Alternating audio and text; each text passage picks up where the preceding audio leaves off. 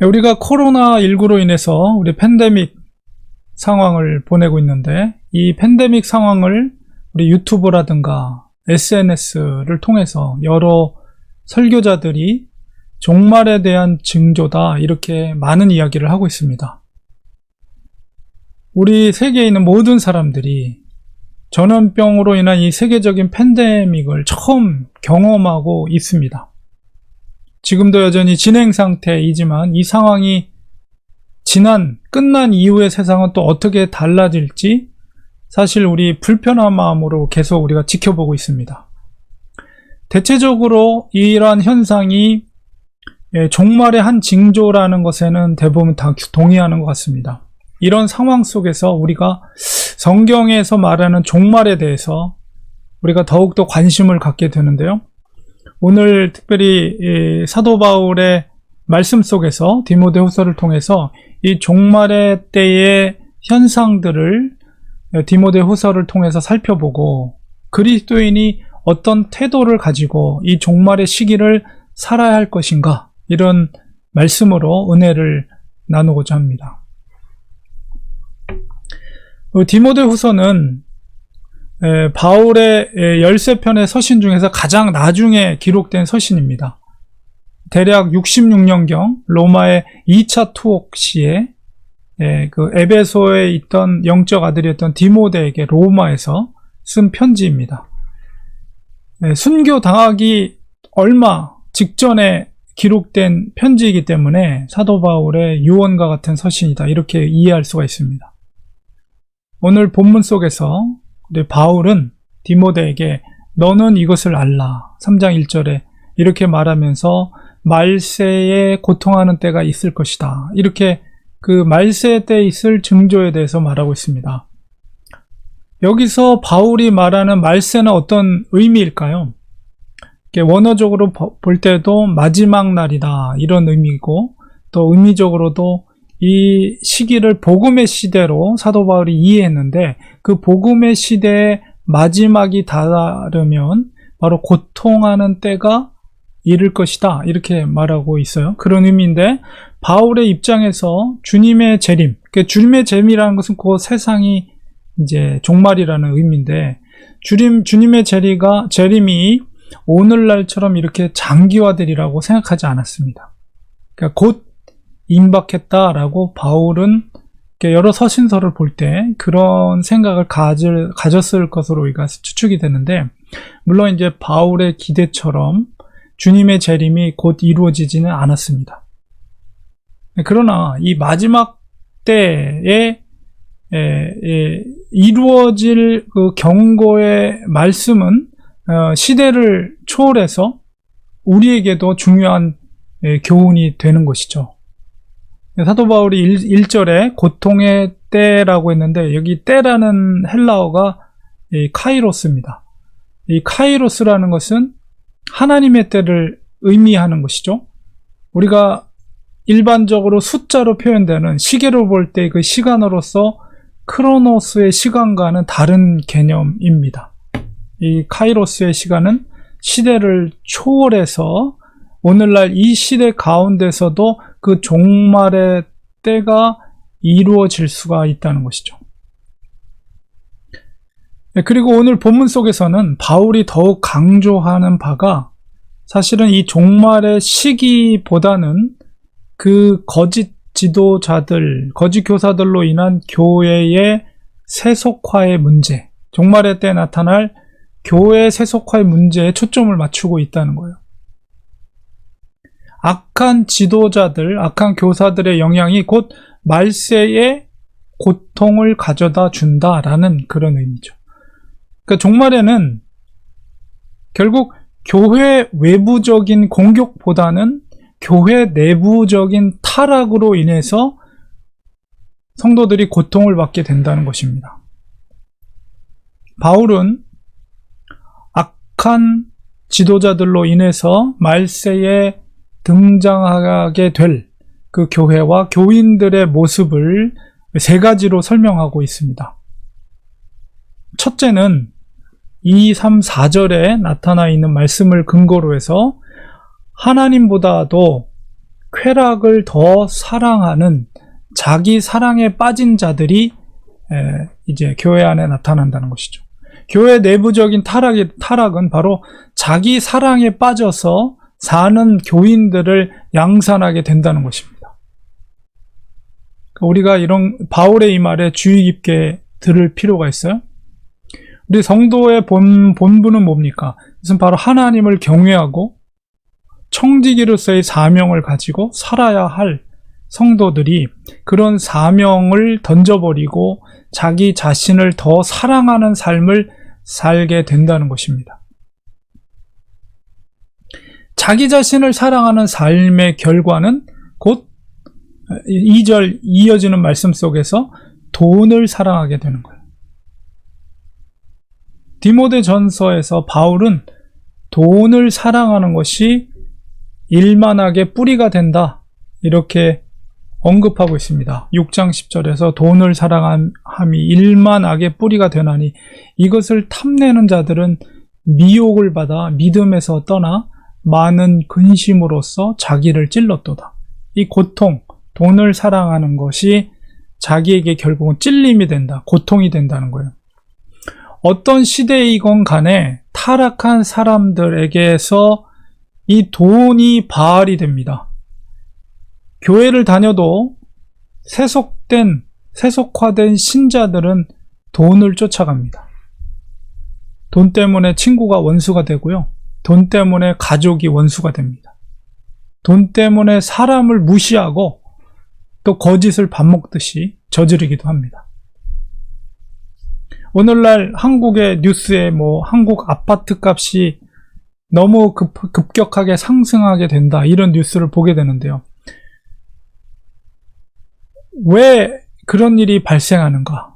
현상적으로 여러 가지 원인이 있겠지만 근본적인 원인은 돈 때문에 그런 결과가 나타나는 것입니다. 땀을 흘리지 않고 쉽게 돈을 벌고자 하는 욕심이 결국은 그런 현상을 만들어내게 되는 것이죠.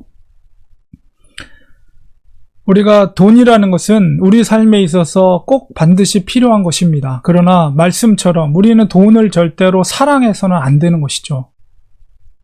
오늘 본문 속에서 이어지는 그런 악한 모습들, 이것은 뭐냐면 자기를 사랑하는 마음, 하나님보다도 자기를 사랑하는 마음 때문에 생겨지는 악한 모습들이에요. 돈을 사랑하는 것도 그렇고 이어지는 말씀 속에서 발생하는 모습들도, 그것은 이제 로마서 1장 29절 31절에 있는 말씀에 기초한 것이라고 볼 수가 있습니다.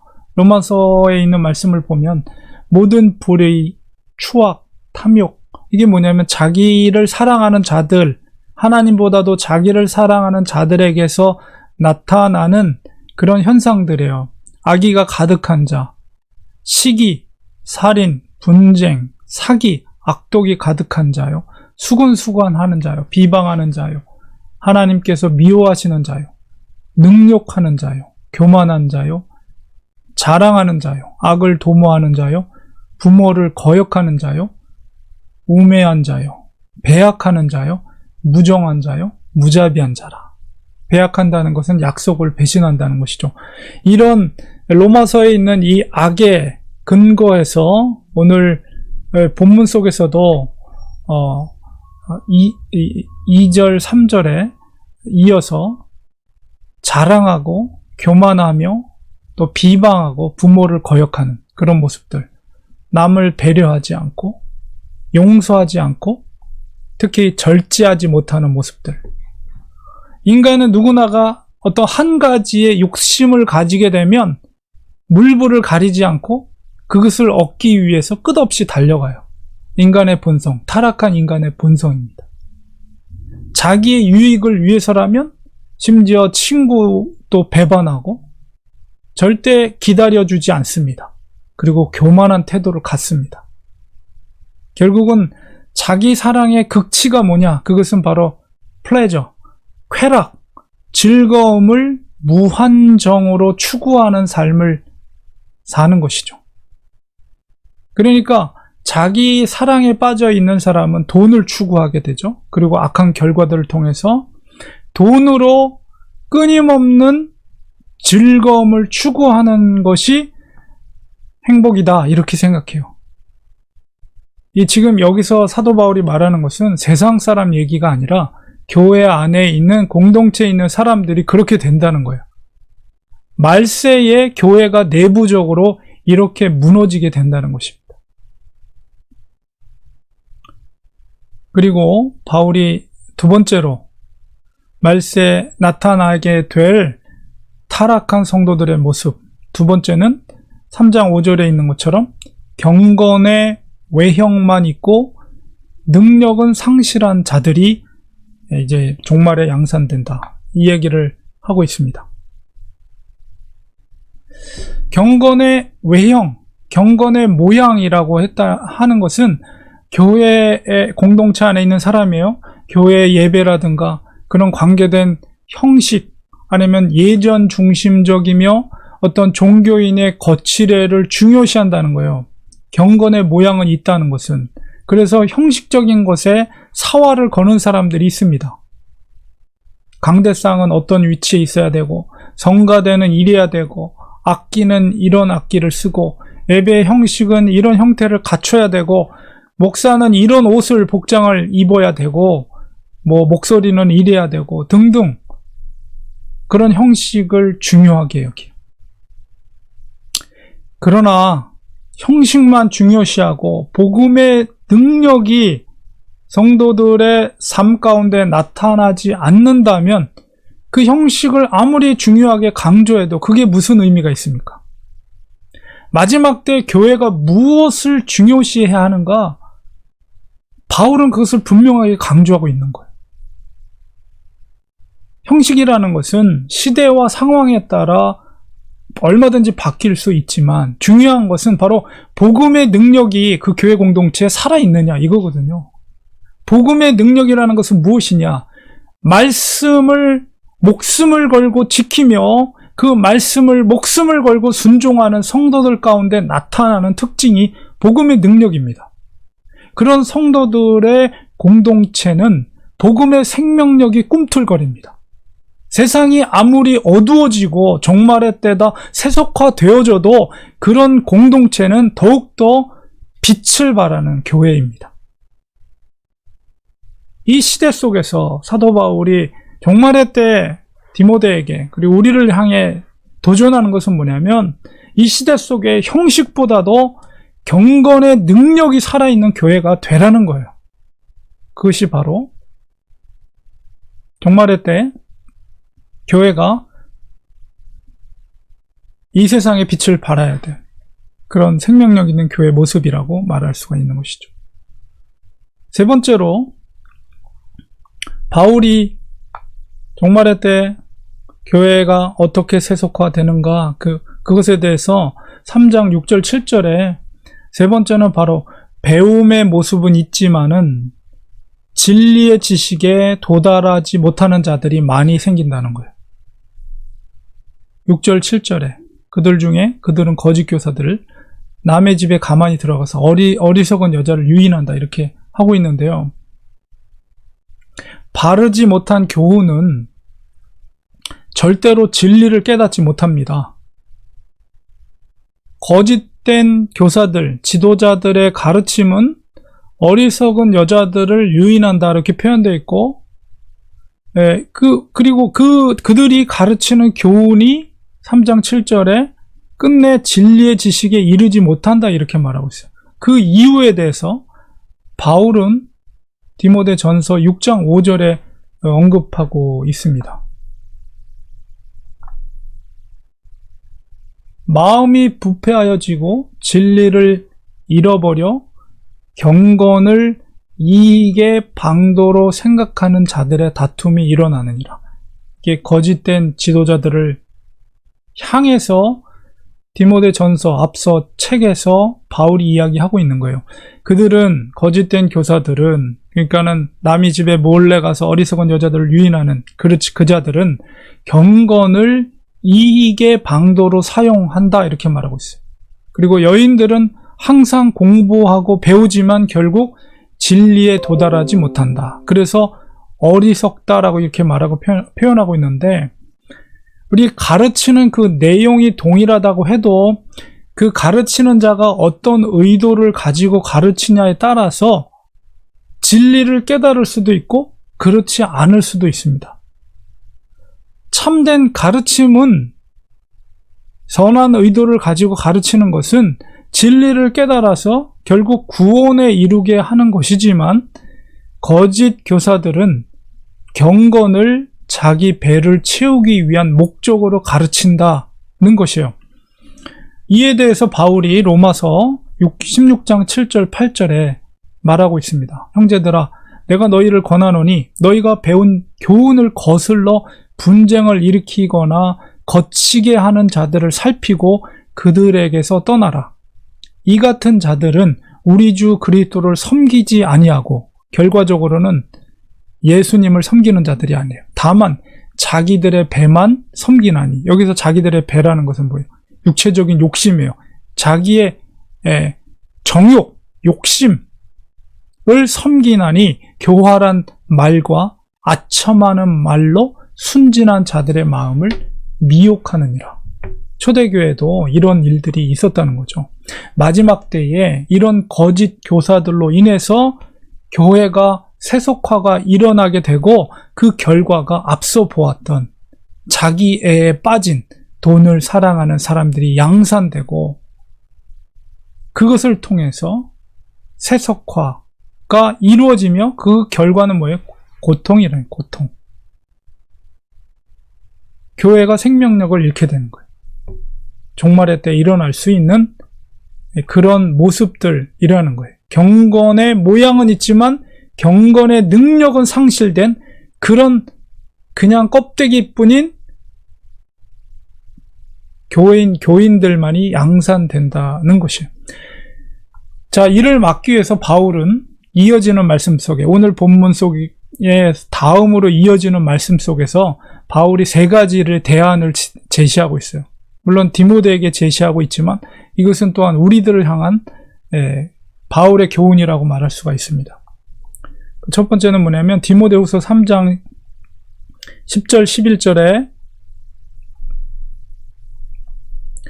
첫째, 나를 본받으라, 이렇게 말하고 있어요. 디모데후서 3장 10절에 나의 교훈, 나의 행실, 나의 의향, 나의 믿음, 나의 오래 참음과 나의 사랑과 나의 인내와 나의 박해받음, 나의 고난, 이렇게 말하고 있어요. 바로 이건 뭐냐면 디모데는 바울과 선교여행을 하면서 바울의 사역 가운데서 신실하게 바울과 동행을 했어요. 누구보다도 영적 아버지였던 바울을 너무 잘 알고 있었죠. 그렇기 때문에 바울은 디모데에게 믿음을 지키고 박해를 받는 자리까지 나를 닮을 것을 당부하고 있는 거예요.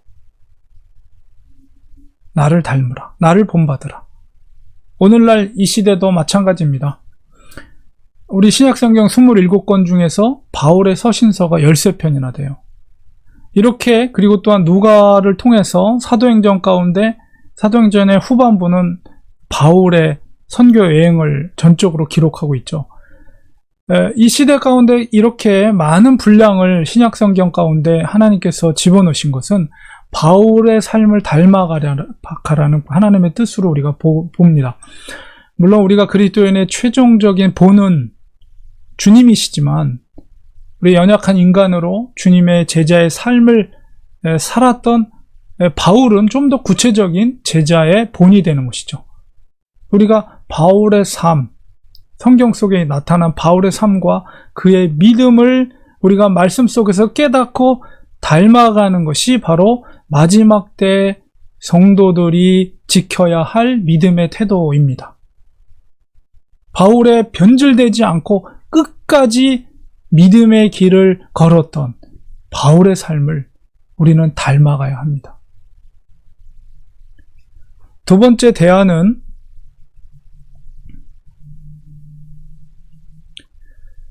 이 악한 자들을 가까이 하지 말라는 거예요. 디모데후서 3장 13절에 악한 사람들, 속이는 자들은 더 악해진다는 거예요. 그렇기 때문에 결과적으로 그들과 가까이 하지 말라. 로마서 16장 17절에도 내가 너희를 권하노니 너희가 배운 교훈을 거슬러 분쟁을 일으키거나 거치게 하는 자들 살피고 그들에게서 떠나라 이렇게 말하고 있습니다. 아버지의 밭에는 알곡과 가라지가 있습니다. 우리는 알곡의 삶을 살아야 합니다. 그리고 그 밭에 있는 가라지와 같은 자들과 함께해서는 안 됩니다. 진리의 가르침을 거슬려서 분쟁을 일으키려는 자들을 살피고 그들과 결별해야 됩니다. 지금 이거는 우리 울타리 하나님의 밭 바깥에 있는 존재들이 아니라 그 공동체 안에 있는 존재들을 말하는 거예요. 그런 거짓 교사들, 특히 악한 지도자들에 대해서 우리는 분별해야 됩니다. 진리에 다다르지 못하는 악한 가르침은 우리가 버려야 합니다. 인터넷 세상을 우리가 살고 있는데요. 이 시대에는 정말 울타리가 없는 가르침의 시대. 우리가 손안에 스마트폰을 그냥 보기만 하면 아무 때라도 어떤 교단, 어떤 목회자들에게 우리는 가르침을 언제든지 받을 수 있는 이런 시대 속에 살고 있어요. 대부분의 사람들은 목회자의 신학적인 어떤 백그라운드 중요하지 않아요. 상관없이 자기 마음에 들면 그냥 듣습니다. 인터넷 세상이 좋은 점도 있지만은 그런 부분은 정말 위험하다고 여겨집니다. 우리가 정말 분별력을 가지고 정말 성경적인 바른 지식을 전달하고 있는지 우리는 주의 깊게 살펴보아야 합니다. 분별력을 가지고 정말 문제가 있는 점이 발견됐을 때는 즉시 그 가르침으로부터 끊어야 됩니다. 멈춰야 합니다. 이것저것 그냥 많은 풀을 뜯어먹으면 된다. 이런 막연한 생각을 가져서는 되게 위험합니다. 항상 이 시대에는 분별력을 가지고 과거에는 꼭 교회 안에 들어오거나 아니면 몰래 아까 오늘 본문 속에도 말한 것처럼 남의 집에 몰래 들어가서 가르침을 주는 자들이 있다면 오늘날에는 너무나도 이 인터넷 세상에 오픈되어 있어요. 언제든지 누구에든지 이 가르침을 받을 수 있다는 거죠. 그렇기 때문에 더욱 이 시대 속에서는 분별력을 가지고 주의 깊게 살펴보아야 합니다. 나도 모르는 새에 그 풀에 중독이 될 수가 있기 때문에 그렇습니다. 세 번째로 바울이 대안을 제시하는 것은 바로 하나님 말씀에 견고히 서라는 거예요. 오늘 읽었던 본문 후반부에 보면 디모데후 3장 14절에 17절까지 너는 배우고 확신한 일에 거하라. 너는 내게 누구에게서 배운 것을 알며 또 어려서부터 성경을 알았나니 성경은 능히 너로 하여금 그리스도 예수 안에 있는 믿음으로 말미암아 구원에 이르는 지혜가 있게 하느니라. 모든 성경은 하나님의 감동으로 된 것으로 교훈과 책망과 바르게 함과 의로 교육하기에 유익하니 이는 하나님의 사람으로 온전하게 하며 모든 선한 일을 행할 능력을 갖추게 하려 함이라. 우리가 어떤 가르침보다도 성경 자체에 구원의 지혜가 있습니다. 건강한 신앙의 눈으로 성경 자체를 읽어 가시기 바랍니다. 성경 자체에 진리가 숨겨져 있습니다. 우리가 기도하는 마음으로 성령의 지혜를 구하면서 읽어 나갈 때 하나님께서 지혜를 부어주시죠. 왜곡되지 않은 말씀 그 자체를 묵상하고 암송하고 그 말씀에 순전히 순종하며 살려고 하는 것, 이것이 바로 종말의 때 우리가 살아가는 성도의 태도입니다. 하나님은 말씀을 통해 항상 일하십니다. 주님께서도 우리가 복음서를 읽어보면 항상 말씀을 통해 일하셨고 구약의 말씀을 성취하셨습니다. 주께서 그렇게 하신 이유는 바로 하나님의 말씀이 얼마나 중요하고 능력이 있는지를 친히 보이신 것입니다. 결론을 맺겠습니다. 우리는 종말의 시대를 살고 있습니다. 바울이 말하고 있는 이 종말의 때는 바로 카이로스의 시간입니다. 하나님의 때입니다. 우리 팬데믹 이 상황이 종말의 한 징조일 수 있습니다. 그러나 그것 때문에 우리가 종말을 두려워할 필요는 없어요. 팬데믹 때문에 우리가 종말이 시작된 것이 아니고 이미 종말이라는 것은 성경에 예고되어 있기 때문이에요. 종말의 시대를 사는 그리스도인들은 초대교회나 지금이나 변함이 없는 태도로 삽니다. 설령 오늘 밤에 정말로 주님께서 다시 오신다 해도 그리스도인은 주인을 기다리는 선한 청지기의 자세를 가지고 하루하루 살아야 합니다. 오늘날 여기저기서 전쟁의 소문, 기근의 소문, 종말의 시대라는 말이 들려도 조금도 요동하지 마시고 말씀 안에 거해야 합니다. 주님께서는 종말의 징조를 말씀해 주셨지만 종말을 두려워하라는 말씀을 하지 않았습니다. 주님께서 종말의 징조를 말씀하시고 정확한 시기는 비밀로 감추신 것은 항상 깨어 있으라는 의미입니다. 코로나 팬데믹보다 더한 사태가 앞으로 발생할지도 몰라요. 그러나 그것도 두려워할 필요 없습니다. 의인은 어떤 상황 속에서라도 믿음으로 사는 것입니다. 우리가 정작 두려워해야 할 것은 진리 안에 거하지 못하고 자기 사랑에 빠져서 하나님보다도 쾌락을 즐기려는 태도입니다. 종말의 징조보다 우리의 삶이 진리에서 멀어지는 것을 우리는 두려워해야 합니다. 우리 속에 하나님께서 주신 확신이 있다면 어떤 상황 속에서도 우리는 믿음으로 살기 원합니다. 돈을 따라 사는 인생이 아니고 나의 즐거움을 위해 사는 인생이 아니고 이 세상의 어떤 곳보다도 고귀한 가치를 가지신 하나님을 위해 사시기 바랍니다. 그것이 바로 종말의 때에 그리스도인이 사는 길입니다. 우리에게 보장된 내일은 없어요. 그렇게 볼 때 오늘 하루 우리는 종말의 날을 사는 것입니다. 하루마다 하나님 안에서 믿음의 삶을 살았다면 그것으로 족한 것입니다. 하나님께서 우리에게 허락하신 이 하루하루를 최선을 다해 마지막이라고 생각하면서 하나님의 기쁨과 영광을 위해서 사시는 우리 사랑하는 성도님들 되시기를 간절히 축원드립니다. 우리 기도하겠습니다. 하나님 아버지, 사도 바울은 사랑하는 디모데에게 종말의 때에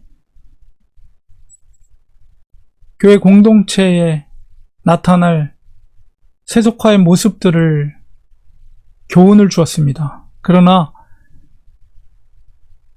어떤 상황 가운데 있을지라도 의인은 믿음으로 사는 것입니다. 사도 바울을 본받아 끝까지 믿음이 변질되지 않고 믿음의 길을 걸어갈 수 있는 우리들이 될 수 있도록 하나님 도와 주시옵소서. 하나님의 말씀 안에 거하게 하여 주시옵소서. 우리 자신을 사랑해서 세상의 즐거움과 쾌락을 위해 사는 인생이 아니라 하나님의 영광, 하나님의 기쁨을 위해서 하루하루 마지막이라고 생각하며 겸손하게 살아가는 믿음의 사람들 될 수 있도록 도와주시옵소서. 예수님의 이름으로 기도리옵나이다. 아멘.